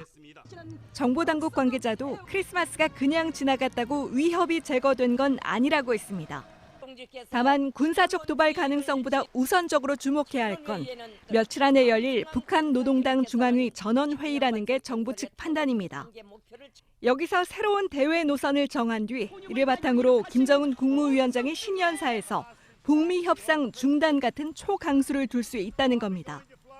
이렇게 말로 하는 도발이 먼저고 실제 무력 도발은 그 뒤를 따를 가능성이 크다는 분석입니다. 다만 무력 도발도 처음부터 ICBM 발사로 레드라인을 넘기보단 저강도 도발로 시작해 차츰 수위를 높여갈 것이란 관측이 우세합니다. 국립외교원은 북한이 중국조차 반대할 수 있는 핵실험이나 ICBM 발사는 자제할 걸로 내다봤습니다. 또 다른 정부 관계자도 절박하면 수를 나눠 쓰게 마련이라며 일본에 예고한 중거리 미사일부터 쏠 수 있다고 말했습니다. 앞서 북한은 방사포를 탄도미사일이라고 한 아베 총리를 향해 머지않아 진짜 미사일을 보게 될 거라고 경고한 바 있습니다. JTBC 김소현입니다. 오늘의 핵심 뉴스들을 정리해드리는 아침엔 주요 뉴스입니다. 조국 전 법무부 장관이 법원의 구속영장 기각으로 구속을 피했습니다. 조 전 장관은 유재수 전 부산시 경제부시장에 대한 청와대 감찰의 무모한 혐의를 받고 있는데 서울 동부지방법원 권덕진 영장전담 부장판사는 구속해야 할 정도로 범죄의 중대성이 인정된다고 보기 어렵다고 밝혔습니다. 그러면서도 범죄 혐의가 소명됐고 그 죄질이 좋지 않다고 설명했습니다. 검찰은 신병 확보에 실패했지만 수사의 정당성과 명분을 인정받았다는 평가가 나옵니다. 민주당에서는 조국 전 장관에 대한 검찰 수사가 무리였다는 점이 입증됐다면서 검찰 개혁을 강조하며 검찰을 압박하고 나섰습니다. 한국당은 살아있는 권력에 대한 수사를 위축시키는 것이라면서 반발해서 조 전 장관을 둘러싼 여야 간의 정치 공방이 또 한 번 이어질 것으로 보입니다. 문재인 대통령이 5.18 민주화 운동의 진상을 규명하기 위한 조사위원회 위원들을 모두 임명했습니다. 자유한국당이 추천한 인사들을 포함해 모두 9명입니다. 특별법 시행 이후 1년 3개월 만에 조사위원회 구성이 완료됨에 따라 민간인 학살 등에 대한 진상조사 활동이 조만간 시작될 것으로 보입니다. 닭강정 30인분을 일부러 다른 사람 집으로 배달시킨 사건에 대해 경찰이 불법 대출 사기 일당이 벌인 것으로 확인을 했습니다. 당초 알려진 학교 폭력과는 상관이 없는 것으로 드러났는데 거짓 주문을 한 가해자 소환 조사가 곧 있을 예정입니다. 미국 하원을 통과한 탄핵안을 하루속히 상원으로 보내라는 트럼프 대통령과 그렇게 할 수 없다는 펠로시 하원 의장의 대치가 격화되고 있습니다. 연말연시 휴가 중인 트럼프 대통령은 펠로시 의장의 지역구까지 싸잡아 비판했습니다. 이에 맞서 펠로시 의장은 상원의 심판이 공정하게 진행될 수 있는 조건이 먼저 갖춰져야 한다고 주장했습니다. 우리나라에서는 일부 지역에서 어제 부분 일식을 볼 수 있었고 중동 걸프 지역에서는 달이 해를 다 가리지 못해서 해 가장자리가 남는 불의 반지가 관측이 됐습니다. 이 지역에서 118년 만에 금환식이었습니다. 국회가 오늘 본회의를 열고 선거법 개정안에 대한 표결을 진행합니다. 여야의 충돌이 예상됩니다. 공수처 설치법도 오늘 상정될 예정인데 한국당은 다시 필리버스터로 대응할 계획입니다. 박근혜 정부가 위안부 문제에 대해 최종적이고 불가역적이라는 한일 합의를 발표한 뒤 피해자 등이 낸 헌법 소원에 대해서 헌법재판소의 최종 판단이 오늘 나옵니다. 위헌 결론이 나온다면 또 한 번 한일 관계에 파장이 예상됩니다. 수업 도중 일본군 위안부 피해자들에 대한 망언과 성희롱 발언을 한 류석춘 교수에게 연세대가 내년 1학기 강의 개설을 승인해 논란이 일고 있습니다. 류 교수는 내년 1학기를 끝으로 정년 퇴직하게 되는데 대학 측은 류 교수에 대한 징계 결과가 확정되지 않아 강의 개설을 막을 수 없다는 입장입니다. 지금까지 아시면 주요 뉴스 정리해드렸습니다. 터키 동부의 한 호수에서 난민 보트가 뒤집혀 7명이 숨졌습니다. 보트가 옆으로 기운 채 반쯤 호수에 잠겨 있습니다. 현지 시간 26일 난민 70여 명을 태운 보트가 알 수 없는 이유로 뒤집혔는데요. 7명이 숨지고 60여 명이 구조됐습니다. 보트에는 아프가니스탄과 파키스탄, 방글라데시에서 온 이주민들이 타고 있었는데요. 구조된 난민들은 건강 상태에 따라 인근 병원과 난민 보호센터로 옮겨져 치료를 받고 있습니다. 스위스 중부의 한 스키장에선 현지 시간 26일 눈사태가 났습니다. 스키를 타던 사람들이 미처 피할 새도 없이 눈더미에 파묻혔는데요. 수색 작업 끝에 6명이 구조됐고 이 중 2명이 가벼운 상처를 입어 치료를 받았습니다. 눈사태 당시 얼마나 많은 사람들이 눈 속에 갇혔는지는 확인되지 않고 있는데요. 구조당국은 눈더미가 완전히 제거될 때까지 수색 작업을 계속하겠다고 밝혔습니다. 러시아의 강추위에 터져나온 샴페인이 얼음트리로 변신했습니다. 샴페인이 터지는 순간 누군가 마법을 부리는 듯 순식간에 얼음트리가 나타납니다. 러시아의 혹독한 추위를 보여주고자 찍은 영상인데요. 흔들어 놓은 샴페인이 터지자마자 추위에 얼어붙으면서 신기하게도 트리 모양이 만들어지는 겁니다. 단 몇 초 만에 만들어진 얼음트리의 모습에 누리꾼들은 마치 애니메이션 겨울왕국을 보는 것 같다는 반응입니다.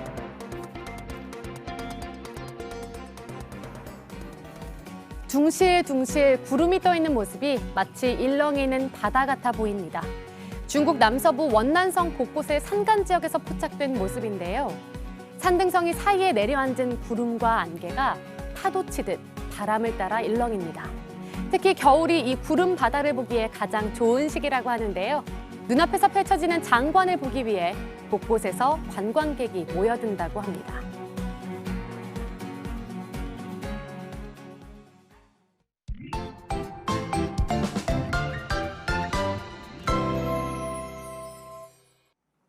다시 추위가 찾아왔습니다. 공기는 깨끗해졌습니다. 일요일에는 전국에 비 소식이 있습니다. 자세한 기상 정보 살펴보겠습니다. 김연아 캐스터, 기온이 많이 떨어졌어요?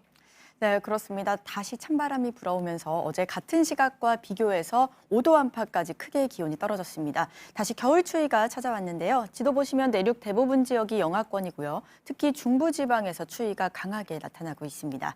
현재 서울의 기온이 영하 5도, 춘천이 영하 6도, 대전이 영하 3도까지 떨어졌고요. 전남 지역은 비교적 기온이 높지만 역시 어제보다는 기온이 크게 떨어졌기 때문에 옷차림 따뜻하게 하셔야겠습니다. 네, 기온이 떨어지고 찬바람이 불면서 다행히 공기는 많이 깨끗해진 것 같습니다.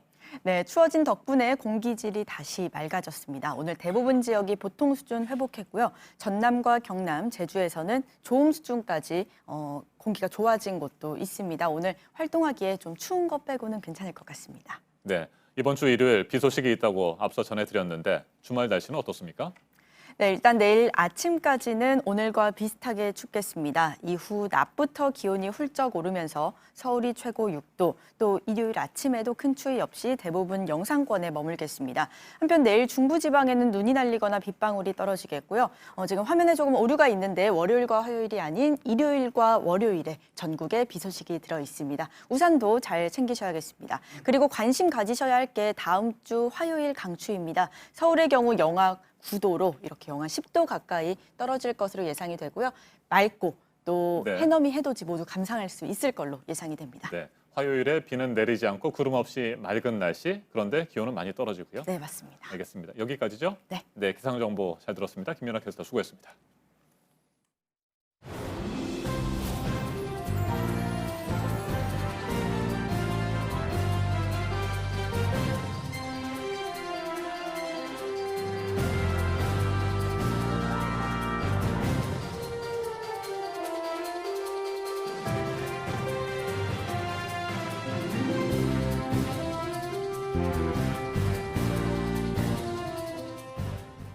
네, 금요일 아침입니다. 8시 6분 지나고 있습니다. 오늘은 또 기온이 뚝 떨어져서 미세먼지는 사라졌고 미세먼지가 왔다가 한파가 왔다가 이번 겨울 이 두 가지를 번갈아 가며 견뎌야 하는데요. 오늘부터 중국에서 이 미세먼지 관련 정보가 넘어옵니다. 중국 주요 도시의 대기 상태가 어떨지 예상한 정보를 우리나라에 제공을 한다는 건데요. 보도국 연결해서 알아보겠습니다. 국내에서 미세먼지 예보를 하는데 반영이 된다는 거죠? 네, 이 환경부 소속의 국립환경과학원은 오늘부터 이 전용망으로 중국과 대기질 예보 정보를 공유한다고 밝혔습니다. 그렇게 되면 중국의 대기질 예보를 국내 미세먼지 예보에 활용할 수 있게 되는데요. 두 나라의 예보 정보 교류는 지난 2월에 환경장관회의에서 체결한 내용입니다. 중국은 베이징과 장춘, 나롄 등 11개의 성과 시에 향후 3일간 예상 대기질 지수와 또 미세먼지 농도 자료를 매일 한 차례씩 제공합니다. 환경부는 중국의 미세먼지 상황에 따라서 국내 미세먼지 비상 저감 조치 발령 가능성도 예측할 수 있을 것으로 기대하고 있습니다. 네, 요즘 연일 사상 최고치인 뉴욕 증시인데 나스닥은 처음으로 9,000선을 넘겼네요. 네, 이 나스닥 지수가 9,000선을 넘어선 것은 지난 1971년 거래 시작 이후에 처음입니다. 나스닥 등 뉴욕 3대 지수 모두가 사상 최고치를 다시 썼습니다. 나스닥은 전장보다 69.51포인트, 0.78% 상승한 9,022.39에 장을 마감했습니다. 다우지수는 0.37%, S&P 500 지수도 0.78% 상승하며 장을 마감했는데요. 이는 아마존의 사상 최대 실적과 또 미국과 중국의 무역협상 관련 소식이 영향을 준 것으로 보입니다. 세계 최대 전자상거래 업체인 아마존의 주가는 전 거래일 대비 4% 넘게 급등하면서 증시의 전체 상승세를 이끌었습니다. 네, 이어서 미국 플로리다주 템파에 사는 26세 여성이 77살인 남편의 은행 계좌에서 100만 달러, 약 11억 6천만 원을 인출하려다 사기 등의 혐의로 체포됐다는 소식입니다. 이스라엘 국적의 이 여성은 올해 8월에 결혼한 뒤에 사업가 남편의 계좌에서 발급된 수표를 여러 번 현금으로 바꾸려다 덜미가 잡혔습니다. 수상한 정황을 포착한 수사관들이 남편을 접촉했을 때 남편은 자신의 아내를 믿는다며 그녀가 고국인 이스라엘로 추방되지 않기를 원한다고 말했습니다. 지금까지 아침엔 지금 JTBC 이재승입니다. 오늘 새벽 조국 전 법무부 장관에 대한 구속영장이 기각됐습니다. 법원은 유재수 전 부산시 경제부시장에 대한 청와대 감찰의 무마한 혐의는 소명이 되지만 증거인멸과 도주 염려가 없고 구속해야 할 정도로 범죄의 중대성이 인정된다고 보기 어렵다. 이렇게 밝혔습니다. 조국 전 장관과 검찰의 공방은 더욱 치열해질 전망입니다. 백성문 변호사 자리에 함께했습니다.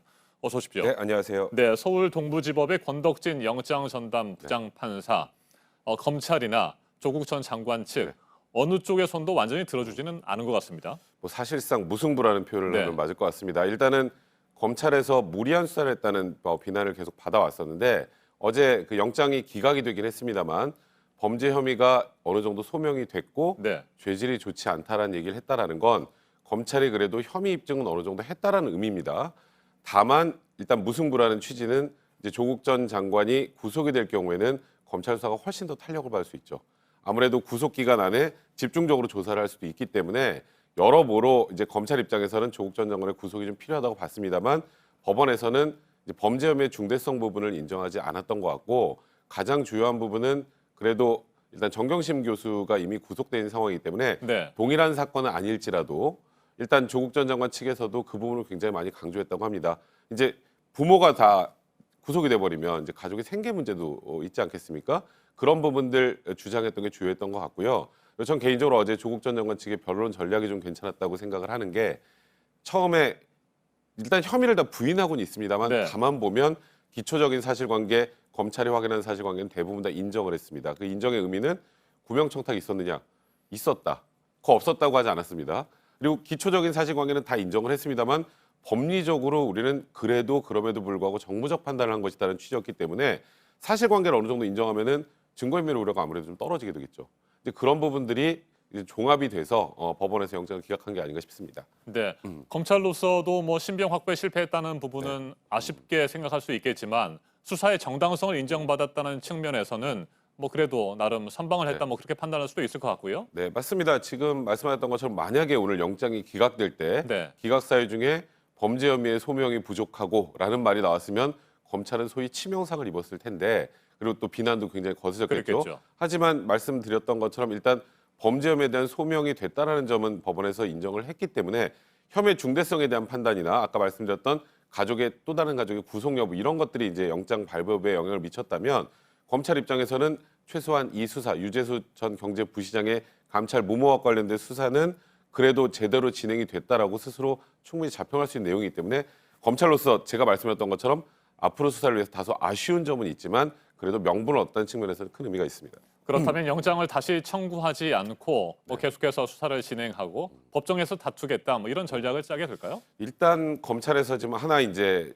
좀 앞으로 지켜봐야 될 것은 그 가족 간에 관련된 비리 사실 예를 들어서 사모펀드 의혹이나 입시 비위 같은 부분 아직 조국 전 장관에 대해 수사 결과 발표가 나지 않았죠. 다음 주쯤에 뭐 재판에 넘길 거다 이런 얘기가 나오고 그래서 있습니다. 이번 주 뭐 오늘 내일 정도에 어느 정도 관련된 내용들을 정리할 텐데 그런 혐의들을 다 합쳐서 구속영장을 다시 청구할 가능성은 완전히 배제하기 어렵습니다만 여기서 영장을 다시 청구했다가 동일한 사유로 기각이 되면 그때는 또 무리한 수사라는 얘기가 나올 수 있기 때문에 검찰 입장에서는 사실 지금 이 유재수 경제부시장 관련 사건은 이제 법리 다툼이 굉장히 치열한 상황이기 때문에 그런 부분들에 대한 준비를 좀 주로 하지 않을까 이런 개인적인 생각을 해봅니다. 네, 말씀하신 감찰 무마 의혹, 그다음에 가족 비리 사건이 있고 또 하나가 울산시장 선거 개입 맞습니다. 의혹이잖아요. 네. 이 크게 세 가지의 사건 의혹들인데 네. 이것들을 같이 병합해가지고 구속영장을 다시 청구한다거나 네. 뭐 그에 따라서 영장에 발부될 가능성이 있는 겁니까? 일단은 지금 가족들 관련된 사건에서 어느 정도로 조국 전 장관의 혐의가 인정이 됐는지 지금으로서는 알 수는 없습니다. 근데 거기에서도 만약에 사모펀드 의혹 관련해서도 좀 중한 부분에 대해서 조국 전 장관에 대한 혐의가 인정이 된다고 본다면 그럼 이제 범죄 혐의의 중대성이 유재수 전 경제부시장의 것, 그다음에 가족 관련 사건, 그리고 지금 뭐 진행되고 있습니다만 울산시장 관련해서 하명 수사 의혹 관련해서 현재 뭐 조국 전 장관은 피의자가 아닌 상황이기 때문에 예를 들어서 그런 부분들까지 전부 다 피의자가 인정이 될 정도의 수준이 된다고 검찰이 판단한다면 재청구할 가능성은 완전히 배제하기 어렵습니다만 지금으로 봐서는 구속영장을 재청구하는 것보다는 법정 다툼에 일단 집중하려는 것으로 일단은 지금 보이는 상황입니다. 네, 어제 영장실질심사에서 또 관심을 모았던 것 문재인 정부 실세들의 구명 청탁 이 부분 아니겠습니까? 맞습니다. 이 부분에 대해서는 뭐 검찰이 수사를 진행하게 되는 겁니까? 계속해서? 일단은 그 전에 다 한 번씩 불러서 조사를 했고요. 네. 지금 말씀하셨던 것처럼 구명 청탁과 관련해서 이름이 오르내렸던 김경수 경남도지사나 윤건영 실장이나 또 이렇게 다 일단 불러서 조사를 한 상황이기 때문에 그래서 어제 이제 증거인멸의 우려가 없다라고 이제 법원에서 본 거고요. 그와 관련해서도 어제 이제 조국 전 장관 측에서는 뭐 어느 정도의 그 구명 청탁이 있었던 건 있다, 맞다라고 했어요. 그리고 다만 직접 전해 들은 건 아니고 백원우 민정비서관 등을 통해서 전해 들은 것뿐이다. 그리고 그게 감찰 중단에 영향을 미쳤느냐? 일부 영향을 미쳤다. 하지만 그것만 가지고 감찰은 중단한 게 아니다. 이게 이제 조국 전 장관 측의 논리였거든요. 그러니까 이 사실관계를 부인하고 있지는 않아요. 그러니까 검찰 입장에서는 혹여라도 이제 직접적으로 구명청탁을 한 사실들이 있는지에 대한 체크는 좀 하겠습니다만 그건 아마 통화 내역 조회 등을 통해서 어느 정도 확보를 했을 거고 확인을 했을 겁니다. 그러니까 일단 조국 전 장관 측에서도 그 부분에 대해서 부인하고 있지는 않기 때문에 그에 관련해서 더 추가로 조사할 건 현재로 봐서는 그렇게 많아 보이지는 않습니다. 네, 끝으로 한 가지만 짚어보죠. 조국 전 장관 구속을 피했기 때문에 방어권을 이제 뭐 보다 적극적으로 행사할 수 있게 된 상황 아니겠습니까? 어떻게 전망하세요? 일단 뭐 조국 전 장관 입장에서는 진짜 큰 고비는 넘겼죠. 일단 구속이 되는 것과 되지 않은 것은 말씀하셨던 것처럼 방어권 행사하는데 어마어마한 차이가 납니다. 그렇기 때문에 조국 전 장관 뭐 거기다가 일단 형사소송법 교수시기도 하고 앞으로 형사 절차에서 본인의 혐의와 관련해서 사실관계를 인정하되 법리 다툼으로 가겠다는 게 이번 사안의 이제 대응 방안인데 그와 관련해서 구속 상태보다는 훨씬 뭐 편하다는 표현은 좀 그렇겠습니다만 뭐 그동안 많은 수사를 받아왔으니까 재판 과정에서 아무래도 좀 더 방어권 행사에 요구하지 않을까 생각을 해봅니다. 알겠습니다. 여기까지 듣겠습니다. 백성문 변호사였습니다. 말씀 잘 들었습니다. 청와대 울산시장 선거 개입 의혹과 관련해 검찰의 수사를 받고 있죠. 임동호 전 더불어민주당 최고위원이 지난 24일 일본으로 출국한 사실이 확인됐습니다. 자신의 집과 사무실 등에서 압수수색이 진행되던 날이었습니다. 검찰은 도피성 출국을 의심했지만 임 전 최고위원 측은 당초 예정된 일정으로 내일 귀국할 예정이라고 반박했습니다. 박병영 기자가 보도합니다. 지난 24일 임동호 전 더불어민주당 최고위원은 일본으로 향했습니다. 검찰이 임 전 최고위원의 자택과 사무실을 압수수색한 당일입니다. 임 전 최고위원의 출국 사실이 알려진 뒤 도피성 출국이 아니냐는 의혹이 나왔습니다. 임 전 최고위원은 지난해 6월 지방선거를 앞두고 청와대 핵심 관계자에게 자리를 제안받았다고 알려진 인물이기 때문입니다. 검찰은 지난 10일과 19일 각각 서울과 울산에서 임 전 최고위원을 참고인 신분으로 불러 조사한 바 있습니다.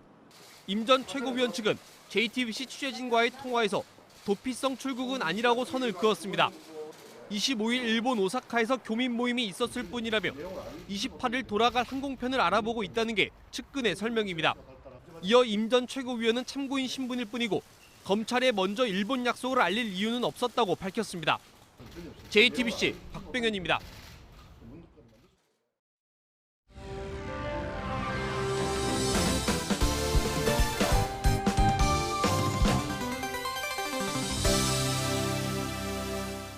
네, 매주 금요일 여행 정보 드리는 시간입니다. 충남 공주를 오늘은 둘러보겠습니다. 권기봉 역사 여행 작가와 함께합니다. 어서 오세요. 네, 안녕하세요. 네, 뭐 이 충남 공주야말로 네. 뭐 말할 것도 없이 역사 여행을 할 수 있는 곳이잖아요. 맞습니다. 그 백제 두 번째 수도가 바로 이 공주에 있었는데요. 한 64년간 도읍을 이곳에 두고 있었습니다.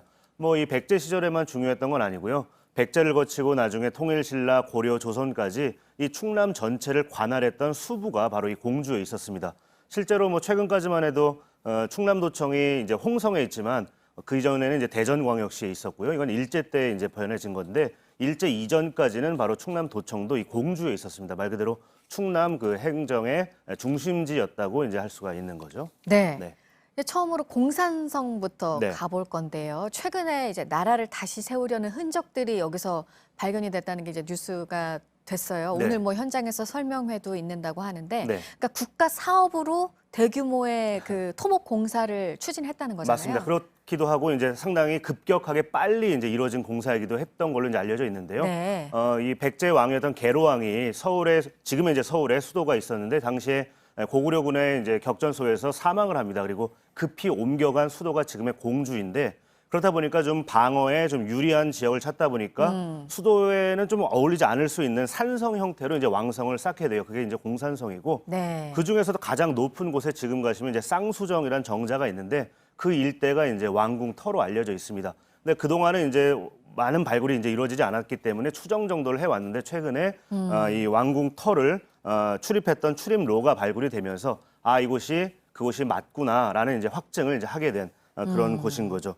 전체 둘레는 한 2.4km 정도 되는데요. 걸어서 뭐 넉넉히 1시간이면 충분히 돌아볼 수가 있는데 네. 걷다 보시면 그 나무와 그러니까 숲과 네. 주변의 들판이 어우러진 모습도 감상하실 수가 있고 또 금강이 바로 내려다 보입니다. 그러네요. 예, 당시에는 이제 고속도로 역할을 했을 것이고요. 또 전쟁이 터지게 되면은 뭐 해저 역할도 했을 텐데 금강과 어우러진 공산성의 모습도 상당히 멋들어집니다.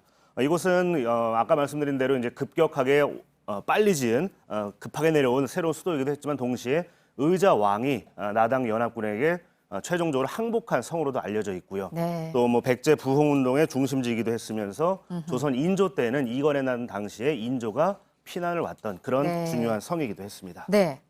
저희가 이 시간을 통해서 이제 전국 곳곳을 둘러보면서 네. 김구 선생과 인연이 있다는 곳을 참 많이 소개를 해드렸어요. 네. 여기 충남 공주에서는 마곡사가 그렇죠? 맞습니다. 유네스코 세계유산에 이제 최근에 등재된 그런 사찰인데요.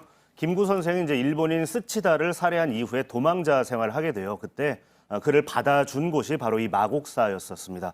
실제로 법명 원종이라는 이제 이름으로 이제 활동을 하게 되는데 상당히 인상적인 거죠. 사실은 그를 숨겨주다가 발각이 되면 마곡사도 온전할 수가 없었는데 네. 그 넓은 또 이제 포용의 마음가짐을 확인할 수 있는 곳이기도 하고요.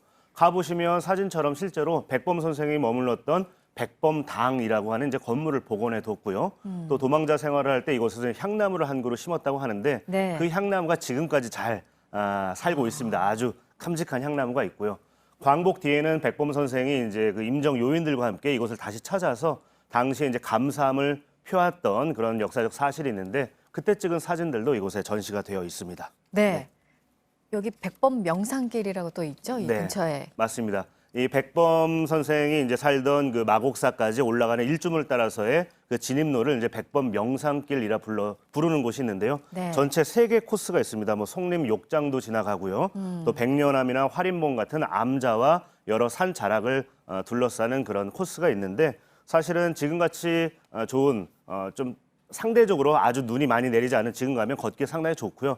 특히나 길이 기본적으로 완만하기 때문에 뭐 남녀노소 어렵지 않게 걸으실 수 있는 아주 중요한 길입니다. 백범 선생이 했던 것처럼 이 길을 좀 사색하면서 걸어보시면 네. 느낌이 좀 오묘하지 않겠나 싶은 생각이 들어요. 네, 그리고 공주를 대표하는 유적지로 무령왕릉을 또 빼놓을 수가 없습니다. 최근에 뭐 제2의 무령왕릉이 있을 수도 있다 이런 얘기도 나왔잖아요. 네, 맞습니다. 이 무령왕릉 같은 경우는 백제 왕릉 중에 유일하게 아직까지는 유일하게 도굴이 되지 않은 채 발굴된 왕릉인데요. 그도 그럴 것이 이제 봉분이 뚜렷하지 않은 상태에 있다가 지난 1970년대에 이 장마 때 배수로 공사를 하다가 우연하게 발견이 된 거예요. 봉분과 봉분 사이에 있다 보니까 이제 왕릉이 있을 거라 생각도 못 했는데 너무나 이제 기쁜 나머지 또 놀란 나머지 발굴 조사를 하는데 이게 한 17시간 만에 끝납니다. 하루가 채 안 걸려요. 말 그대로 좀 졸속 발굴이다 보니까 그 과정에서 문화재도 많은 훼손을 입게 되는데 마침 다행스러운 것이 당시에 이제 이 발굴 책임자로 참여했던 김원용 박사가 성찰적 차원에서 이때의 내용을 이제 수기로 쓰게 됩니다. 그래서 나중에 경주에 이제 황남대청을 비롯한 고분군을 발굴할 때 아주 중요한 교훈 역할을 했던 게 또 이 무령왕릉 발굴이기도 했죠. 네. 지금 가보시면 근데 들어갈 수는 없고요. 영구 네. 폐쇄됐기 때문에 다만 주변에 전시관을 만들어놨기 때문에 가보시면 실물 크기의 무령왕릉에 들어가는 듯한 느낌을 받으실 수 있을 겁니다. 네. 공주의 유명한 음식은 국밥이에요? 네. 네. 국밥 하면은 또 공주를 빼놓을 수가 없는데요. 이 제민천변에서 1920년대에 전후한 시기에 아주 많은 사람들이 몰려드는 나무장이 열렸습니다. 이때 이 나무꾼들이 먹고 돌아갔던 음식 중에 유명한 게 바로 이 국밥인데요. 특히나 공주국밥의 특이한 점은 대파를 아주 큼직하게 썰어 넣어요. 그렇다 보니까 맛이 시원한 게 일품인데요. 역대 대통령들이 이제 공주를 방문하게 되면 보통 국밥을 드셨다는 이야기가 전해질 정도로 공주하면 국밥 유명하고요. 또 같이 곁들여 먹는 반찬인 깍두기도 공주 아주 유명한 또 향토 음식이기도 합니다. 알겠습니다. 여기까지 듣도록 하겠습니다. 권기봉 역사여행 작가였습니다. 고맙습니다. 네, 감사합니다. 네, 지난 2010년부터 10년 동안 가장 많이 팔린 책들을 보면 2010년대 우리가 주목하고 있는 것들이 보입니다. 권근영 기자가 전합니다. 2010년대를 열면서 가장 뜨거웠던 책은 정의란 무엇인가였습니다. 사람들은 여전히 불평등, 불공정에 분노하고 있지만 9년 전에도 서점에서 정의를 찾았습니다. 무한경쟁 속 상처받은 청춘을 위로한 아프니까 청춘이다는 숱한 패러디까지 나왔습니다. 아이고, 너무 상심하지 마. 아프니까 청춘 있잖아. 아프면 환자지 뭐가 청춘이야? 책을 통해 위로받길 바라는 세태는 힐링 에세이 열풍으로 이어졌습니다. 자신의 가치를 남들과 비교해서 이렇게 매기려고 그러지 마시고요. 내 스스로만이 가질 수 있는 어떤 그런 아름다운 빛깔과 향을 찾기를. 멈추면 비로소 보이는 것들은 2010년대를 통틀어 가장 많이 팔렸습니다. 관계의 어려움을 아들러 심리학으로 풀어낸 책이나 일상 속 감성을 담은 에세이, 미담처럼 따뜻한 소설 역시 독자들의 사랑을 받았습니다. 이런 책이 있어 고달픈 세상, 때론 서러운 일상을 견뎌낼 수 있었습니다. 여성의 아픔을 담은 82년생 김지영은 영화로도 사랑받았고 19개 나라에서 속속 출간되고 있습니다. 우리가 지금 고민하고 있는 문제들이, 많이 얘기하고 있는 문제들이 한국 사회만의 이야기는 아닌. 지난 10년간 100만 권 이상 팔리며 사랑을 받은 책들은 모두 7권입니다. 이 책들은 여전히 우리 사회가 정의롭고 공정한지, 그늘진 곳에 약자를 돌아보고 있는지, 또 서로를 헤아리면서 위로하고 위로받고 있는지 질문합니다. JTBC 권근영입니다. 부산 KT의 허훈이 이번 시즌 프로농구 올스타 팬투표에서 1위를 차지했습니다.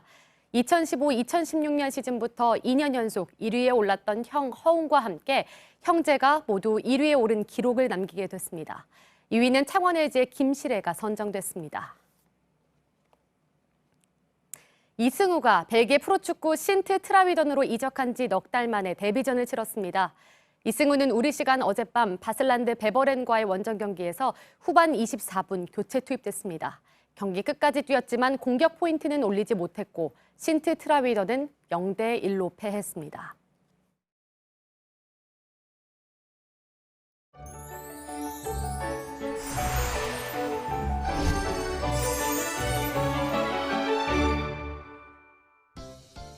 아침 기온 뚝 떨어지면서 다시 겨울 추위가 찾아왔습니다. 현재 내륙 지역 영하권으로 떨어져 있고요. 특히 중부지방에서 영하 5도 안팎으로 추위가 무척 강합니다. 찬바람이 불어오면서 다시 공기가 깨끗해졌습니다. 전국의 미세먼지 농도 보통에서 좋음 수준 보이겠습니다. 오늘 고기압의 영향으로 대부분 맑겠고요. 다만 아침까지 전남 서해안과 제주에는 약하게 눈이 날리는 곳이 있겠습니다. 오늘 낮 기온은 서울이 2도, 광주와 대구가 6도에 그치겠습니다. 어제보다 조금 더 쌀쌀하겠고요. 북한은 북부지방에서 한낮에도 영하의 추위 이어지겠습니다. 내일은 중부지방에 눈이 날리고 빗방울이 떨어지겠습니다. 이후 기온은 조금 오르겠고요. 일요일과 월요일에는 전국에 비 소식 들어있습니다. 기상정보였습니다.